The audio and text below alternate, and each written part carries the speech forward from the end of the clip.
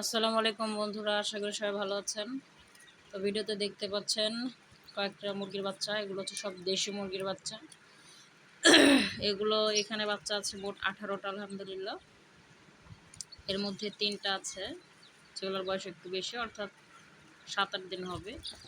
আর বাকিগুলো গতকালকে এবং তার আগের দিন, এই 2 দিন মিলে বের হয়েছে। এবং মজার বিষয় হলো বেশিরভাগগুলো এখানে কালো বাচ্চা, তবে একটা বাচ্চা ছাড়া। একটা বাচ্চা একটু ব্রাউন কালার হয়েছে মাশাআল্লাহ। ওই যে ওই কর্নারের বাচ্চাটা।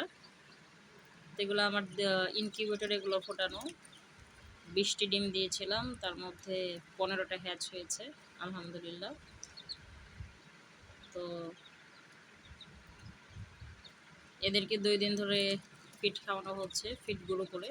তো কিছুদিন 5-7 দিন আমি ফিডের উপরে রাখবো।